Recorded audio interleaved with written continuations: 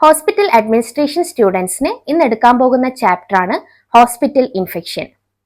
Health care associated infection or HAI എന്ന് വെച്ചാൽ ഏതെങ്കിലും ഒരു ഹെൽത്ത് കെയർ ഇൻസ്റ്റിറ്റ്യൂട്ടിൽ ഒരാൾ എൻട്രി ചെയ്താൽ അവരുടെ ബോഡിയിലേക്ക് ഓർഗാനിസം എൻട്രി ചെയ്തിട്ട് ഉണ്ടാവുന്ന അസുഖമാണ്. ഇത് ഹോസ്പിറ്റൽ അഡ്മിഷന് ശേഷം മാത്രമേ ഈ ഇൻഫെക്ഷൻ ഉണ്ടാവുള്ളൂ. ഇതിനെ നോസോകോമിയൽ ഇൻഫെക്ഷൻ എന്നും പറയും. അഡ്മിഷൻ സമയത്ത് അസുഖമേ ഉണ്ടാവില്ല, ഇൻക്യുബേഷൻ പീരീഡ് പോലും ആയിരിക്കില്ല. ഇൻക്യുബേഷൻ പീരീഡ് എന്ന് പറഞ്ഞാൽ ഓർഗാനിസം ബോഡിയുടെ ഉള്ളിലേക്ക് എൻട്രി ചെയ്തിട്ട് മൾട്ടിപ്ലൈ ചെയ്യാൻ എടുക്കുന്ന ടൈം പീരീഡ് ആണ് ഇൻക്യുബേഷൻ പീരീഡ് എന്ന് പറയുന്നത്. ആ സമയത്ത് പേഷ്യന്റിന് സിംറ്റംസ് ഒന്നും കാണിക്കില്ല.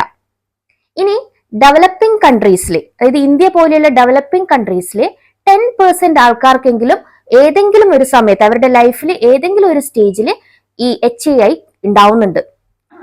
സോ അമേരിക്ക പോലെയുള്ള ഡെവലപ്ഡ് കൺട്രീസിൽ 7% ആൾക്കാർക്ക് അവരുടെ ലൈഫിൽ ഏതെങ്കിലും ഒരു സ്റ്റേജിൽ നോസോകോമിയൽ ഇൻഫെക്ഷൻ കിട്ടുന്നുണ്ട്. ഇനി ഈ നോസോകോമിയൽ ഇൻഫെക്ഷൻ ഉണ്ടാവുന്നതിന്റെ പ്രധാനപ്പെട്ട കാരണങ്ങൾ എന്താണെന്ന് നോക്കാം. പ്രധാനപ്പെട്ട കാരണങ്ങൾ ഒന്നാമത്തതാണ് പ്രൊലോങ്ഡ് ഹോസ്പിറ്റൽ സ്റ്റേസ്. അതായത് ദീർഘകാലം ഒരാൾ ഹോസ്പിറ്റലിൽ വസിക്കുകയാണെങ്കിൽ അവർക്ക് നോസോകോമിയൽ ഇൻഫെക്ഷൻ കിട്ടും, അവരുടെ ബൈസ്റ്റാൻഡേഴ്സിനും ഉണ്ടാവും. പിന്നെയുള്ളതാണ് ലോങ് ടേം ഡിസബിലിറ്റി. അതായത് നമുക്ക് നടക്കാനൊന്നും പറ്റാത്ത അവസ്ഥയിൽ ഹോസ്പിറ്റലിൽ അഡ്മിറ്റ് ആയ ആൾക്കാരുണ്ടാവുമല്ലോ, അവർക്കും ഈ ഹോസ്പിറ്റൽ അസോസിയേറ്റഡ് ഇൻഫെക്ഷൻ കിട്ടാനുള്ള ചാൻസ് വളരെ കൂടുതലാണ്.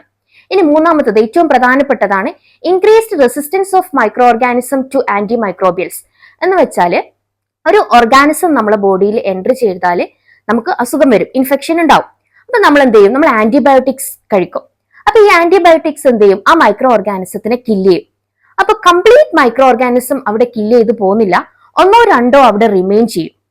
ആ റിമെയിൻ ചെയ്തത് പിന്നെ എന്ത് ചെയ്യും? പിന്നെ അതിന് ഫേവറബിൾ കണ്ടീഷൻ വരുമ്പോൾ ആ റിമെയിൻ ചെയ്ത ഒന്നോ രണ്ടോ മൈക്രോ ഓർഗാനിസം അവിടെ മൾട്ടിപ്ലൈ ചെയ്യാൻ തുടങ്ങും. അങ്ങനെ അതെന്ത് ചെയ്യും? ഇൻഫെക്ഷൻ സ്റ്റേജിലേക്ക് എത്തും. ഒരുപാട് മൾട്ടിപ്ലൈ ചെയ്ത് കഴിഞ്ഞാലാണ് ഇൻഫെക്ഷൻ സ്റ്റേജ് എത്തുക. ഒന്നോ രണ്ടോ ഉണ്ടെങ്കിൽ അതൊരിക്കലും ഇൻഫെക്ഷൻ അല്ല, അവിടെ ഓർഗാനിസം ഉണ്ടാവും, അത്രയേ ഉള്ളൂ. അപ്പൊ ഇൻഫെക്ഷൻ സ്റ്റേജ് എത്തിക്കഴിഞ്ഞാൽ പിന്നീട് നമ്മൾ മുന്നേ കഴിച്ച സെയിം ആന്റിബയോട്ടിക് കൊടുക്കുകയാണെങ്കിൽ ആ മൈക്രോ ഓർഗാനിസത്തിന് ഒന്നും സംഭവിക്കില്ല. കാരണം അത് റെസിസ്റ്റൻസ് കൈവരിച്ചിട്ടുണ്ടാവും. എന്ന് വെച്ചാൽ മുന്നേ ആ ആന്റിബയോട്ടിക് കൊടുത്തപ്പോൾ ഒന്നും സംഭവിക്കാതിരുന്ന ആ 2 ഓർഗാനിസം ഉണ്ടല്ലോ, അത് മൾട്ടിപ്ലൈ ചെയ്തിട്ടാണ് ഇപ്പൊ ഉണ്ടായ ഒരുപാട് ഓർഗാനിസം ഉള്ളത്. അപ്പോ ആ ഒരുപാട് ഓർഗാനിസത്തിന് റെസിസ്റ്റൻസ് കൈവരിച്ചു കഴിഞ്ഞിരിക്കുന്നു. ഇതിനാണ് ആന്റിബയോട്ടിക് റെസിസ്റ്റൻസ് എന്ന് പറയാം. അപ്പൊ ഇങ്ങനെ microorganism antimicrobial resistance കൈവരിക്കുന്നത് ഈ ഹോസ്പിറ്റൽ അസോസിയേറ്റഡ് ഇൻഫെക്ഷൻ ഇൻക്രീസ് ചെയ്യാനുള്ള ഒരു പ്രധാനപ്പെട്ട കാരണമാണ്. അപ്പൊ ഹോസ്പിറ്റലിൽ ഒരുപാട് ഈ MDROs ഉണ്ടാവും. MDRO എന്ന് പറഞ്ഞാൽ multiple drug resistant organism. Drug എന്ന് പറഞ്ഞാൽ ആന്റിബയോട്ടിക് തന്നെയാണ്. അപ്പോൾ ഒന്നിലധികം ഡ്രഗ്സിനെ റെസിസ്റ്റ് ചെയ്യാനുള്ള, പ്രതിരോധിക്കാനുള്ള കഴിവുള്ള ബാക്ടീരിയ അല്ലെങ്കിൽ മൈക്രോ ഓർഗാനിസംസ് കൂടുതൽ ഉണ്ടാവുമ്പോൾ അസുഖങ്ങളും കൂടുതൽ ഉണ്ടാവും. അപ്പൊ ഈ MDROs, ഈ ഓർഗാനിസംസ് ഹോസ്പിറ്റലിൽ കൂടുതലായിട്ട് സ്പ്രെഡ് ചെയ്യും.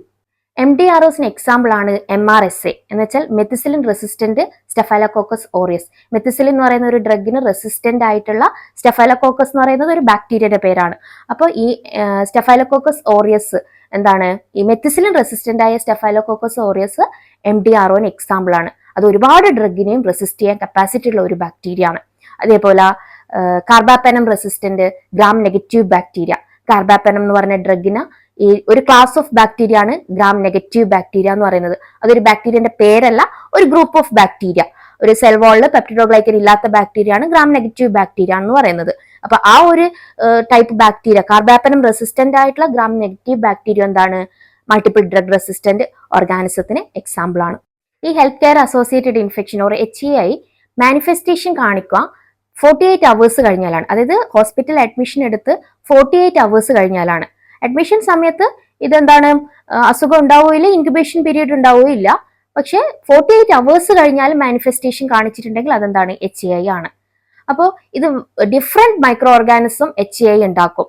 ഡിഫറെന്റ് എന്ന് പറയുമ്പോൾ ബാക്ടീരിയ ഉണ്ടാക്കാം, വൈറസ് ഉണ്ടാക്കാം, ഫംഗസ് ഉണ്ടാക്കും, പ്രോട്ടോസോവ ഉണ്ടാക്കും. ഇതൊക്കെയും HAI ഉണ്ടാക്കാനുള്ള കാരണമായിട്ടുള്ള മൈക്രോ ഓർഗാനിസം ആണ്.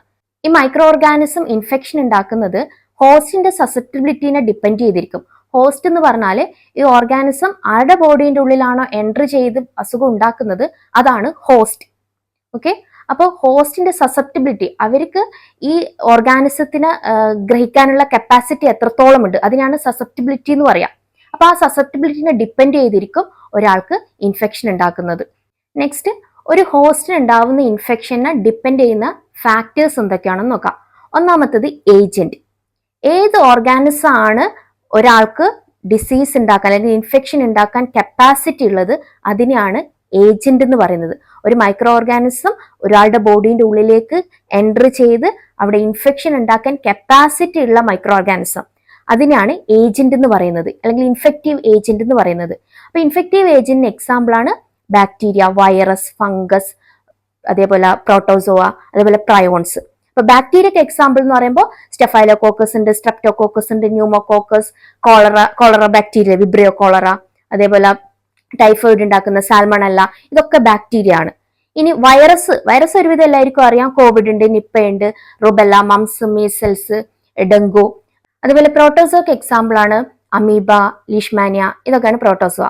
ഇനി പ്രയോൺസ് എന്ന് പറഞ്ഞാല് ഈ ഒരു അബ്നോർമൽ പ്രോട്ടീൻ ആണ്. നമ്മുടെ ബ്രെയിനിലുള്ള പ്രോട്ടീനെ അൺഫോൾഡ് ചെയ്യുന്ന ഒരു പ്രോട്ടീൻ ആണ് ഇത് പ്രയോൺസ് എന്ന് പറയുന്നത്. അപ്പൊ ഇതൊക്കെ എന്താണ്, ഇൻഫെക്ഷ്യസ് ഏജന്റ് ആണ്.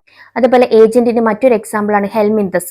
ഹെൽമിന്തസ് എന്ന് പറഞ്ഞാൽ ഈ വിരകളില്ലേ, നമ്മള് സ്മോൾ ഇൻഡസ്റ്റൈനിലും ലാർജ് ഇൻഡസ്റ്റൈനിലും ഒക്കെ ഉണ്ടാകുന്ന വിരകള്, ഈ ബീഫെന്നും പോർക്കെന്നും ഒക്കെ നമ്മളെ ബോഡിയിലേക്ക് എത്തുന്ന വിരകള്, അതിനാണ് ഹെൽമിന്തസ് എന്ന് പറയാം. ഓക്കെ, അപ്പൊ ഇതൊക്കെ എന്താണ്, ഇൻഫെക്ഷ്യസ് ഏജന്റ് ആണ്. അടുത്ത ഫാക്ടറാണ് റിസർവോയർ എന്ന് പറയുന്നത്.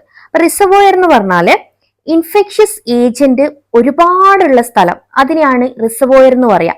അപ്പൊ ഈ ഏജന്റ് ബാക്ടീരിയ, വൈറസ്, ഇതൊക്കെ മൾട്ടിപ്ലൈ ചെയ്യുന്ന സ്ഥലമില്ലേ, അതിനാണ് റിസർവോയർ. അപ്പൊ റിസർവോയർ രണ്ട് ടൈപ്പ് ഉണ്ട്, ആനിമേറ്റ് ഉണ്ട്, ഇൻആനിമേറ്റ് ഉണ്ട്. ആനിമേറ്റ് എന്ന് പറഞ്ഞാൽ ജീവനുള്ളത്. ഇപ്പൊ ഹ്യൂമൻസ്, ആനിമൽസ്, ഹ്യൂമന്റെയും ആനിമലിന്റെയും ബോഡിന്റെ ഉള്ളിലുള്ള മൈക്രോ ഓർഗാനിസം, അതെന്താണ് ഹ്യൂമൻ റിസർവോയർ അല്ലെങ്കിൽ ആനിമൽ റിസർവോയർ എന്ന് പറയും. ഇനി ഇൻആനിമേറ്റ് ഒബ്ജക്റ്റിൽ ഇപ്പം കെട്ടിക്കിടക്കുന്ന വെള്ളമൊക്കെ ഉണ്ടാവില്ലേ, അതെന്താണ് ജീവനില്ലാത്ത വസ്തുക്കൾ. അപ്പൊ അതാണ് എന്ത്, ഇൻആനിമേറ്റ് റിസർവോയർ എന്ന് പറയുന്നത്. ഇനി ഈ റിസർവോയർ സിംറ്റമാറ്റിക്കും ഉണ്ടാവും, അസിംറ്റമാറ്റിക്കും ഉണ്ടാവും. അതായത് ഇപ്പൊ ഹ്യൂമൻസിന്റെ ഉള്ളിൽ രോഗലക്ഷണങ്ങൾ കാണിച്ചിട്ട് ഓർഗാനിസം ഉള്ളിലുണ്ടാവും. ചിലത് ഉള്ളിലുണ്ടാവും, രോഗലക്ഷണം ഒന്നും കാണിക്കില്ല. അതിനെ കാരിയേഴ്സ് എന്നും പറയും. അപ്പൊ കാരിയേഴ്സ് എന്ന് പറയുമ്പോൾ ഓർഗാനിസം ബോഡിന്റെ ഉള്ളിൽ ഉണ്ടാവും, പക്ഷെ സിംറ്റം ഒന്നും കാണിക്കില്ല. പക്ഷെ അതെന്ത് ചെയ്യും, മറ്റൊരാളിലേക്ക് സ്പ്രെഡ് ആവും. ഈ കാരിയർ വഴി മറ്റൊരാളിലേക്ക് സ്പ്രെഡ് ആവും. അതുകൊണ്ടാണ് നമ്മൾ ഈ കോവിഡ് ടൈമിലൊക്കെ സോഷ്യൽ ഡിസ്റ്റൻസ് പാലിക്കണം എന്ന് പറയുന്നത്. കാരിയേഴ്സിനെ നമുക്ക് മനസ്സിലാവില്ല, അവരുടെ ബോഡിന്റെ ഉള്ളിൽ ഓർഗാനിസം ഉണ്ടാവും, അവർക്ക് സിംറ്റം കാണിക്കില്ല, പക്ഷെ അവരിൽ നിന്ന് മറ്റൊരാളിലേക്ക് അത് സ്പ്രെഡായി മറ്റൊരാളില് രോഗം ഉണ്ടാക്കാനുള്ള കഴിവ് ഉണ്ടാവും. അടുത്തത് പോർട്ടൽ ഓഫ് എക്സിറ്റ്. എങ്ങനെയൊക്കെയാണ് നമ്മളെ ബോഡിന്റെ ഉള്ളിലുള്ള ഓർഗാനിസം പുറത്തേക്ക് എത്തുന്നത്, എക്സിറ്റ് ഏതൊക്കെ റൂട്ട് വഴിയാണ്? ഒന്ന് റെസ്പിറേറ്ററി റൂട്ട് വഴി, അല്ലെ, റെസ്പിറേറ്ററി സെക്രീഷൻസ് വഴി ഓർഗാനിസം പുറത്തേക്ക് എത്തും. രണ്ടാമത്തത് ഗ്യാസ്ട്രോ ഇൻഡസ്റ്റൈനൽ ട്രാക്ട്, മൂന്നാമത്തത് ജെനിറ്റൽ ട്രാക്ട്. അപ്പൊ ഈ ട്രാക്ട്, ഇതൊക്കെ വഴി ഓർഗാനിസം, ഉള്ളിലുള്ള ഓർഗാനിസം പുറത്തേക്ക് എക്സിറ്റ് ആവും. അടുത്തത് മോഡ് ഓഫ് ട്രാൻസ്മിഷൻ. എങ്ങനെയാണ് ഒരാളിൽ നിന്ന് മറ്റൊരാളിലേക്ക് ഈ ഓർഗാനിസം എത്തുന്നത്, സ്പ്രെഡ് ആവുന്നത് എങ്ങനെയാണ്, ട്രാൻസ്മിഷൻ നടക്കുന്നത് എങ്ങനെയാണ്? ഒന്നാമത്തത് പോർട്ടൽ ഓഫ് കോണ്ടാക്ട്, അതായത് ഡയറക്റ്റ് കോണ്ടാക്ട് വഴി. അതായത് നമ്മൾ ഒരാളെ തൊടുന്നു, നമ്മളെ ബോഡിയിലുള്ള അസുഖം അയാളിലേക്ക് എത്തുന്നു. പിന്നെ ഇൻഡയറക്റ്റ് കോണ്ടാക്ട്. ഇൻഡയറക്റ്റ് കോണ്ടാക്ട് എന്ന് പറയുമ്പോൾ നമ്മൾ പേഷ്യന്റ് തൊട്ട വസ്തുക്കൾ മറ്റൊരാൾ എടുക്കുമ്പോൾ അവർക്കും അസുഖം, ഈ ഓർഗാനിസം അവരിലേക്കും എത്തും. അതാണ് കോണ്ടാക്ട് വഴിയുള്ള ട്രാൻസ്മിഷൻ. രണ്ടാമത്തത് ഡ്രോപ്ലെറ്റ്സ് വഴി. അതായത് നമ്മൾ ടോക്ക് ചെയ്യുമ്പോഴും, നമ്മൾ സ്നീസ്, തുമ്മുമ്പോഴും, നമ്മൾ കഫ് ചെയ്യുമ്പോഴൊക്കെ നമ്മളെ ബോഡിന്റെ ഉള്ളിലുള്ള ഓർഗാനിസം മറ്റൊരാളിലേക്ക് എത്തും. മൂന്നാമത്തത് എയർബോൺ റൂട്ട്. ഈ എയർ ഇങ്ങനെ സർക്കുലേറ്റ് ചെയ്യല്ലോ, അപ്പോൾ എയറിൽ ഒരിക്കലും മൈക്രോ ഓർഗാനിസം ഉണ്ടാവില്ല, ബട്ട് എയറിലുള്ള ഡസ്റ്റ് പാർട്ടിക്കിൾസിൽ മൈക്രോ ഓർഗാനിസം ഉണ്ടാവും. അപ്പൊ ഈ ഡസ്റ്റ് പാർട്ടിക്കിൾസ് ഇങ്ങനെ ഓരോരോ സ്ഥലത്തേക്ക് എത്തുമ്പോൾ ആ ഓർഗാനിസം മറ്റുള്ള സ്ഥലങ്ങളിലേക്ക് എത്തും, മറ്റുള്ള